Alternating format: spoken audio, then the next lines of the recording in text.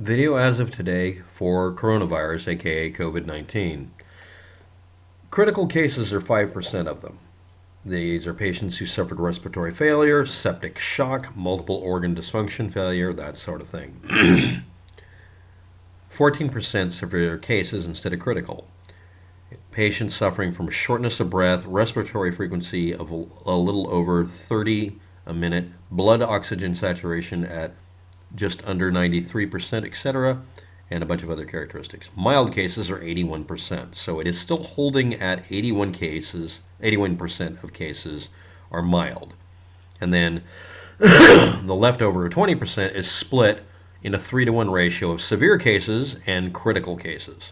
Critical cases being smaller. This is almost a curve fit. 2.3% of cases died. 1,000 out of 44,000. So that actually shows that the fatality rate is still bizarrely high, but it's not 3%, at least in general.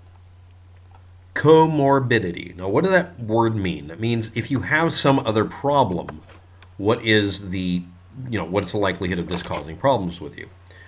The percentages go, if you have no comorbidity, it's 0.9% of cases. Cancer is 5%, 6% for chronic respiratory diseases. Cardiovascular diseases cause it more often as far as comorbidity. One could cause the other, I guess, but we're talking about something you started off with. Diabetes for 7% of cases, and hypertension, high blood pressure, for 3%. Next.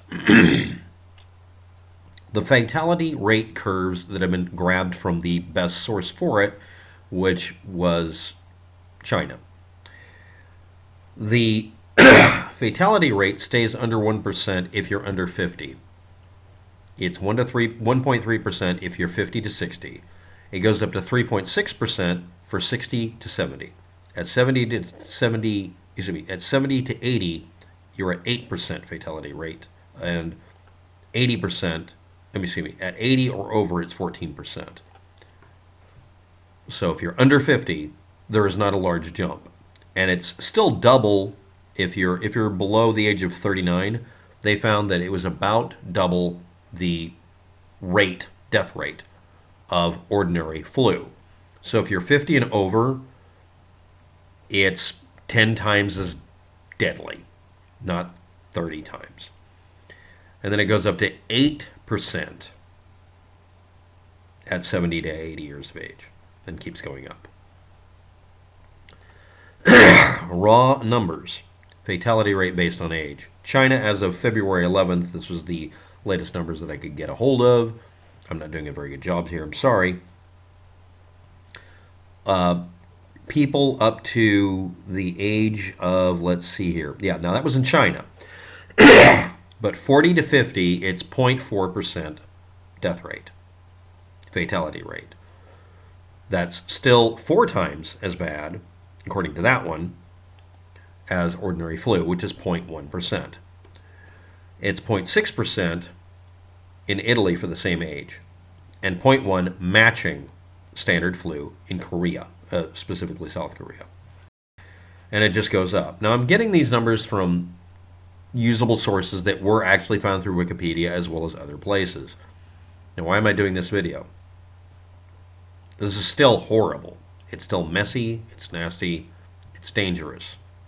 But unless you're part of a population that has a high likelihood of getting sick from a normal flu, it's not any more dangerous than the flu. The trouble is, if you're above a certain age, or if you're susceptible to the flu in the first place, it is massively much more dangerous, according to these numbers.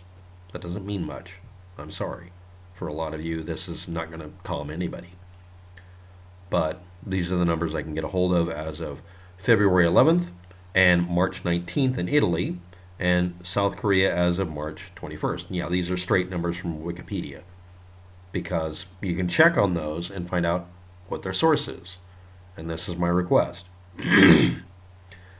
When you find out something on the internet, what is their source? I'm going to leave a link to those sources that are cited by Wikipedia below. Not to the Wikipedia page primarily, but to the sources they used. And if I see any of them that look hinky, I won't use them. And odds are when you click the link, it'll be updated numbers and be more accurate. The largest pool of information, even if they're not getting all the information out, is still China. Thanks for watching. Have a good day.